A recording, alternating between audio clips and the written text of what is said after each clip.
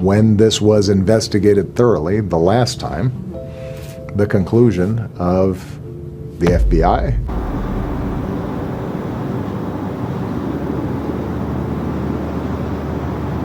Barack Obama is one of the most well-known political figures in modern history. He's often seen as a calm and collected presence in the political world. But now, shocking rumors suggest something completely unexpected. Has Obama fled the country after a major FBI discovery? Allegations are swirling about what he might have done, and the internet is going wild with speculation. Could the man once hailed as a global leader be at the center of a scandal too big to contain? Gun control mismanagement. A bold plan aimed at tackling illegal gun sales quickly turned into one of the most controversial missteps of Obama's presidency. The idea was to let certain firearms fall into the hands of straw buyers so that authorities could trace them back to larger criminal networks. Instead of success, the operation turned chaotic as thousands of guns disappeared from tracking, eventually showing up in violent crimes and even contributing to a Border Patrol officer's tragic death. The failure of this initiative seemed to underline a grave lack of oversight and preparation. Rather than tightening security, the operation ended up fueling more danger. Ordinary citizens were left reeling, hearing how a clever tactic on paper turned into a far-reaching disaster. Every missed gun and every uncovered error added to the feeling of a government that wasn't in control. Critics claimed that the program was poorly planned and that officials were more focused on dodging blame than fixing the problems at hand. This mismanagement not only put lives at risk, but also deepened public frustration. The botched effort became a symbol of carelessness and short-sighted decisions, leaving a mark on the administration's record. The resulting debates still serve as a reminder of the high costs when risky strategies are implemented without thorough planning and proper accountability, a lesson that continues to echo in public discussions about safety and government responsibility. Tax trouble. In 2013, a scandal involving the IRS shook the public's faith in fairness and impartiality. When it was revealed that some organizations applying for tax-exempt status were being subjected to extra scrutiny, anger quickly took hold. Many of these groups were connected to conservative causes, which gave the impression that the IRS was playing favorites instead of simply enforcing tax rules. Ordinary citizens, who believed in a level playing field, were left questioning the very nature of government oversight. The whole episode felt like a deep betrayal. Instead of being neutral, the IRS appeared to single out certain groups based on their political leanings. Every report of additional checks and the accompanying details fed suspicion that political interests were interfering with administrative processes. Conversations in coffee shops, online debates, and community forums buzzed with discontent. People worried about what this meant for the integrity of other government agencies. The scandal painted a picture of an institution that was misusing its power and ignoring the core principles of fairness. With every new revelation, the public's trust in the agency eroded further. The lasting impact of this selective targeting continues to influence discussions about government overreach and leads many to wonder if impartiality is simply sacrificed when politics come into play. Healthcare letdown. During Obama's years in office, healthcare reform was a hot topic. The promise was simple and reassuring. If you liked your current insurance plan, you could keep it. In reality, though, things unfolded very differently. When the new law went into effect, many insurance plans that were once reliable were suddenly deemed unqualified. Families and small business owners woke up to cancellation notices, and their trusted coverage was swept away almost overnight. What was meant to be helpful turned into a confusing scramble to find new policies, ones that often came with higher prices and more restrictions. Every cancellation notice felt like a personal betrayal, exposing a clear gap between political promises and real-world implementation. Instead of taking the time needed to transition people smoothly, the rushed rollout left many feeling abandoned. People could not help but wonder if political ambitions had overshadowed the well-being of everyday citizens. Discussions at the dinner table and on local news channels turned sour as anger and frustration spread. This episode did not just cause temporary inconvenience. It left a lasting scar of mistrust in government promises. The sense of betrayal was palpable, and for many, it became a symbol of mismanagement and disregard for the public's needs. In the aftermath, many questioned if any future promises could be trusted when the details were so poorly handled. leaving deep dissatisfaction that continued for years. No care for our heroes. Few controversies wound as deeply as the mistreatment of veterans within the Veterans Affairs system. Reports emerged indicating that veterans were forced to wait far too long for crucial medical care. In some cases, wait lists were manipulated to hide the dire reality behind severe delays. For those who had served their country, this neglect felt like a profound betrayal. Families watched in disbelief as loved ones suffered, not because of an inevitable shortfall in demand, but due to a system that was mishandled and indifferent to their suffering.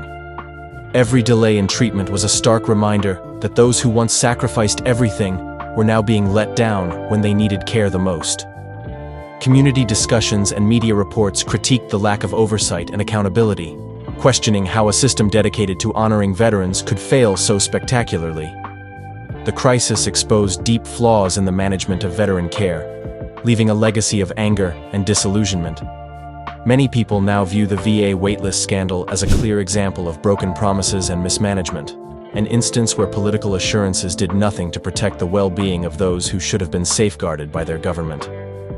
The long-lasting pain from this neglect continues to fuel debates about how best to care for heroes, highlighting the chasm between public pledges and real-life support for veterans. A crisis overseas. In 2012, an overseas incident turned into a prolonged controversy that many still view as a major failure of leadership. An attack on a U.S. diplomatic facility resulted in the tragic loss of American lives, and the handling of the crisis only deepened the public's anger. Instead of offering a clear and honest explanation about what went wrong, officials provided mixed messages and delayed responses. Families of the victims and citizens across the country were left feeling abandoned and confused.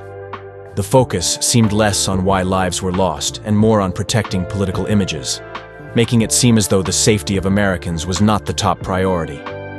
Every new detail uncovered only intensified the frustration and distrust.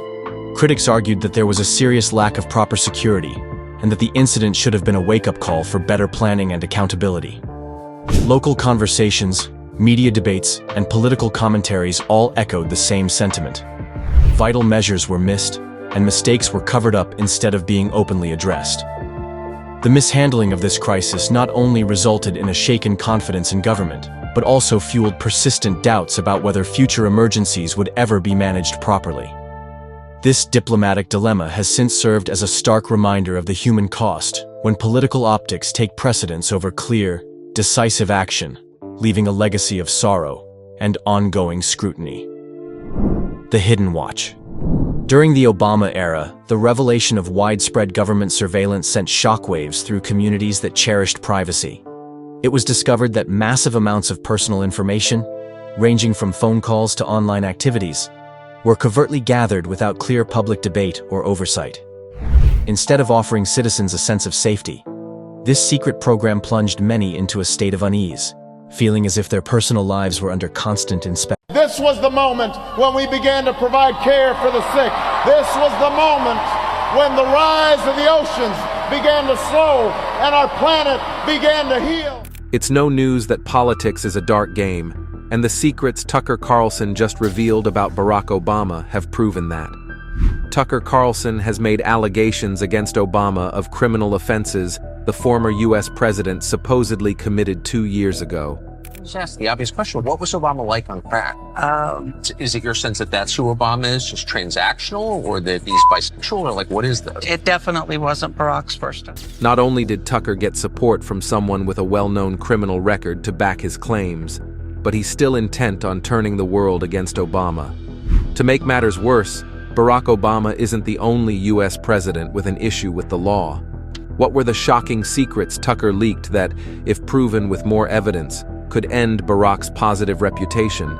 And who is the second U.S. president on the verge of being imprisoned? Keep watching as we reveal what has happened behind the scenes of federal operations over the past few months. Tucker Carlson exposed. Barack Obama's corruption. The feud between Tucker Carlson and Barack Obama all started in September 2022, when Tucker ran a popular show on Fox News with millions of viewers, but in April, he was suddenly fired without an apparent reason given by Fox. Carlson believes it was because of the media company's settlement with Dominion voting systems, but both Fox and Dominion deny any connection between his firing and the settlement. Even with the humiliation, Carlson quickly started a new show on X, formerly Twitter, called Tucker on Twitter. By mid-2023, he started using cheap tactics to stay relevant, and you'll be disappointed by them. He would invite controversial guests on his show just to boost ratings. Although everything about Carlson is distasteful, he reached a new low in September 2023. In a desperate attempt for attention, he interviewed a man named Larry Sinclair, who made outrageous claims about having taken drugs and having sexual encounters with Barack Obama, while the former president was working in the Illinois government before his rise to power. I had given Barack $250 to pay for. I start putting a line on a CD tray to snort, and next thing I know, he's got a little pipe and he's smoking. Sinclair has claimed that he was not the only person who had drug-related activities with Obama, but unfortunately, there are no other supporters to back his claim because of the alleged murders orchestrated by Obama's campaign. Sinclair, who already has a well-known criminal background and seems to specialize in deceitful activities, has been standing on these allegations for about 15 years. Despite numerous news outlets dedicating substantial resources to investigate these claims, no one has ever been able to substantiate them.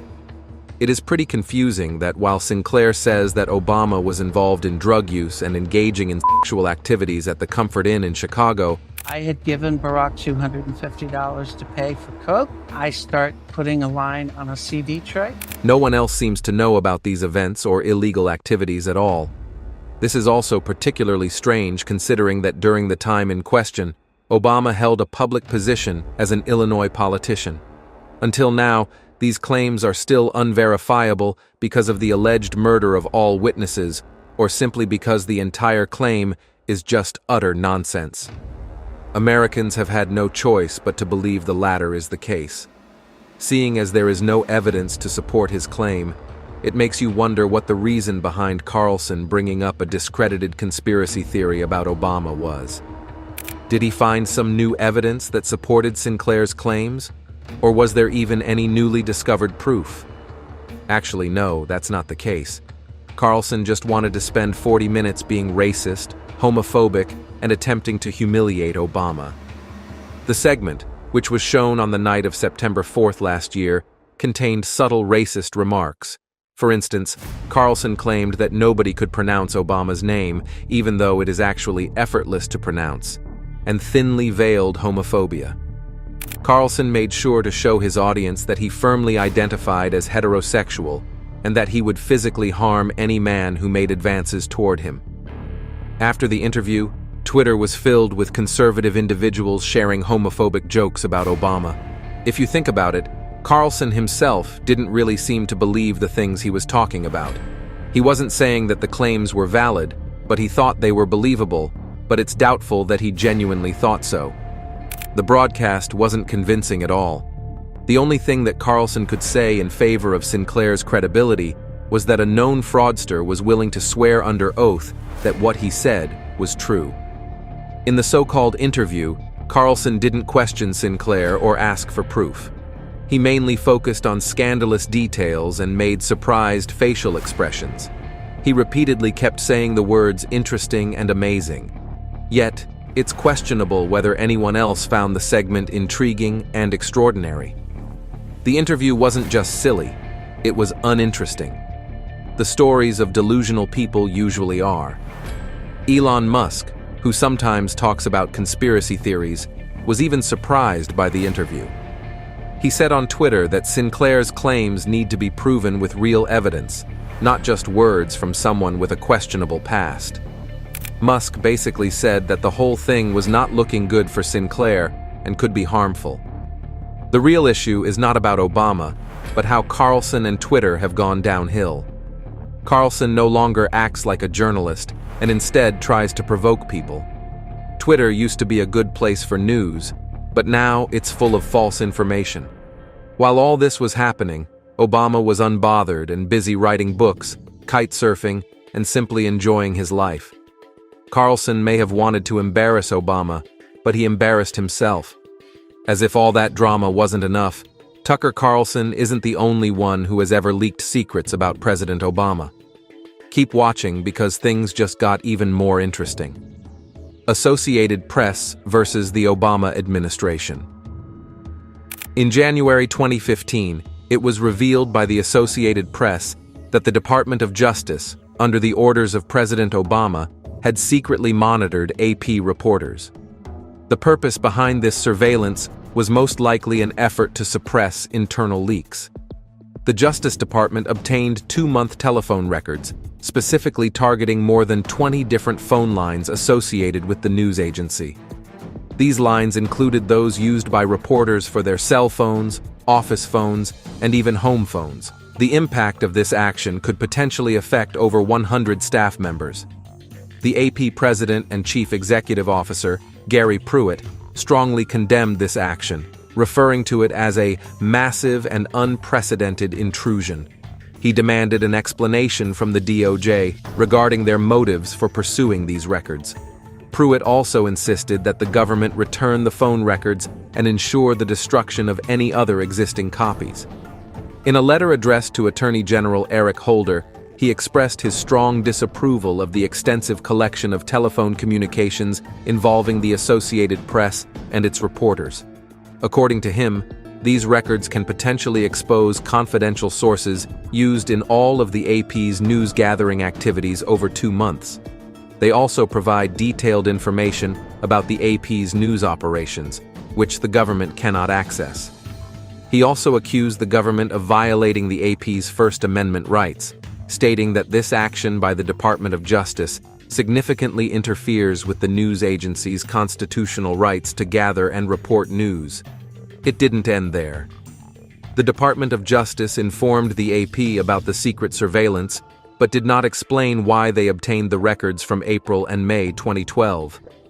The records include details of calls made and received on reporters' personal phones, as well as office lines in New York, Hartford, Cannes, and Washington, D.C., including the House of Representatives line.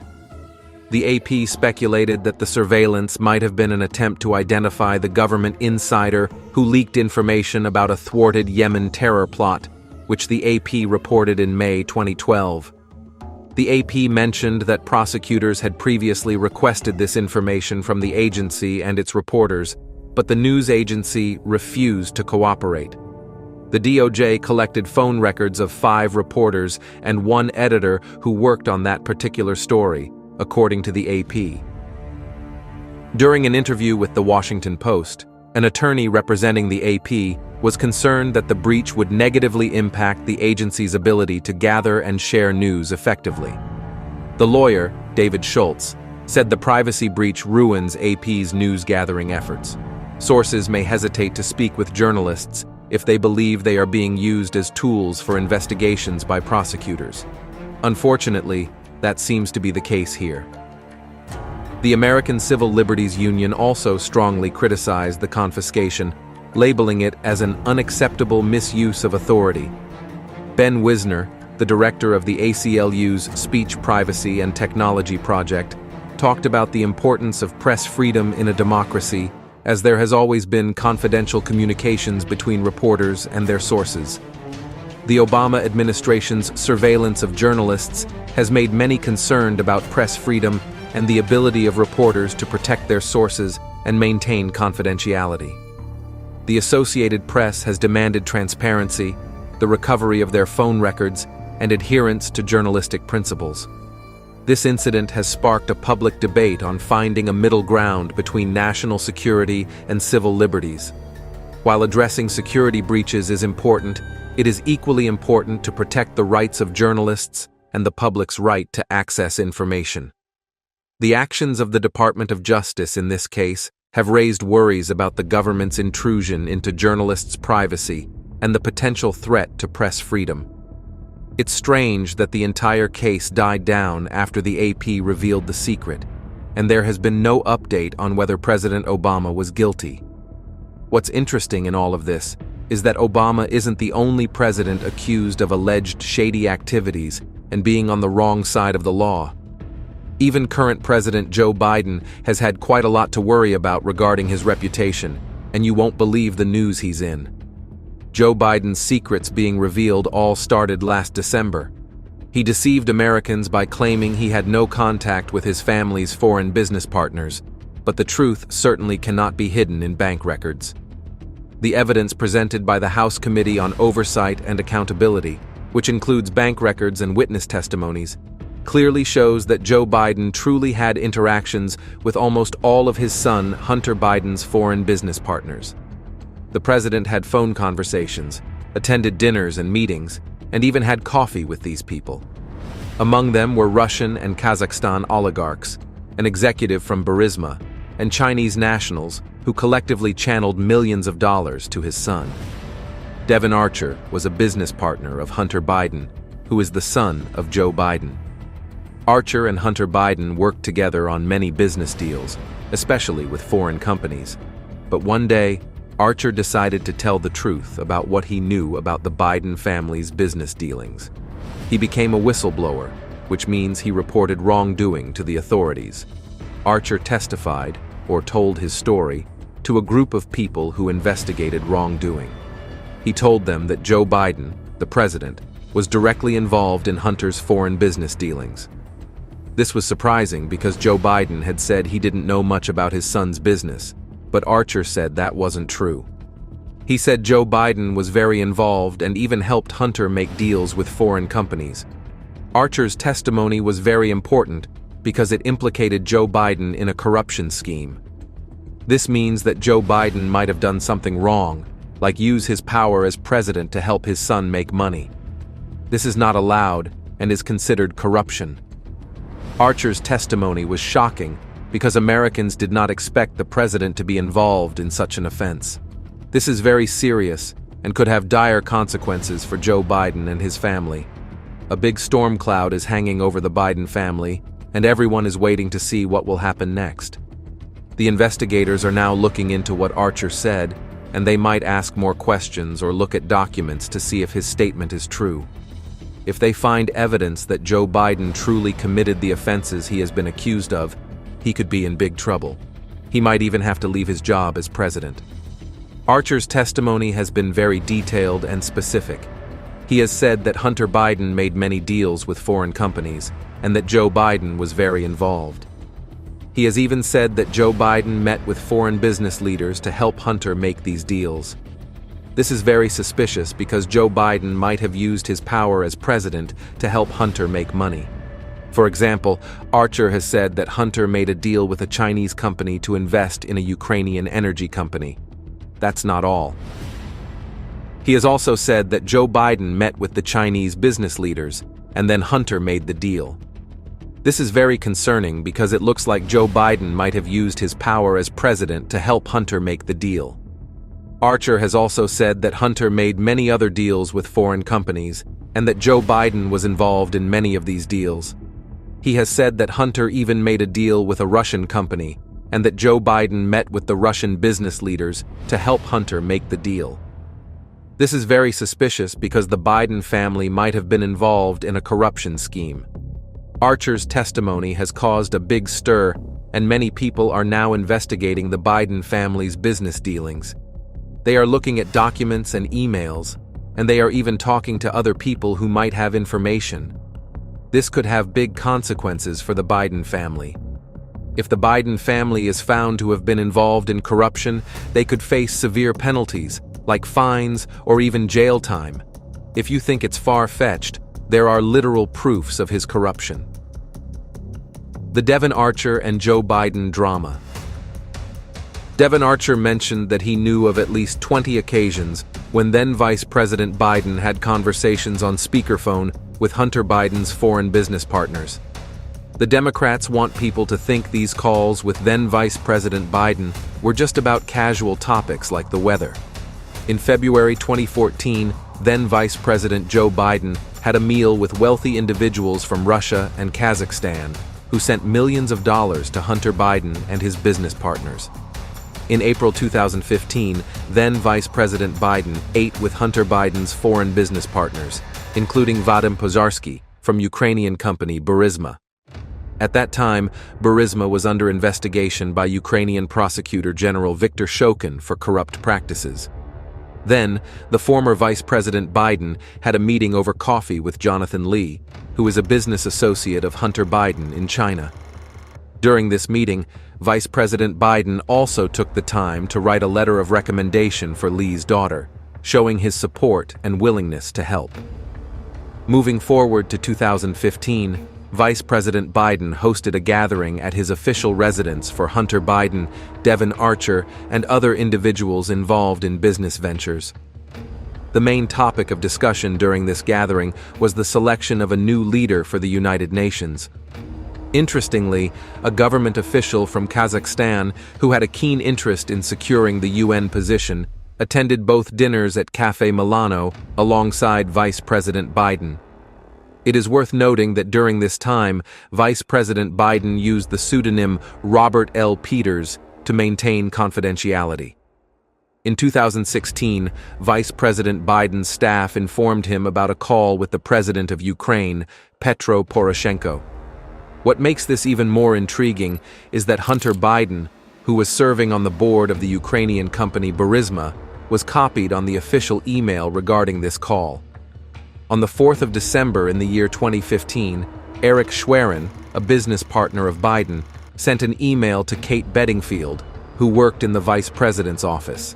The email contained suggested quotes to be used in response to media inquiries about Hunter Biden's involvement with Burisma, a Ukraine-based company that deals with energy. Later that same day, Kate Bedingfield replied to Eric Schwerin, mentioning that the vice president had approved the quotes. After a meeting of the board of directors of Burisma in Dubai on the evening of December 4, 2015, Hunter Biden reportedly made a call to Washington, D.C.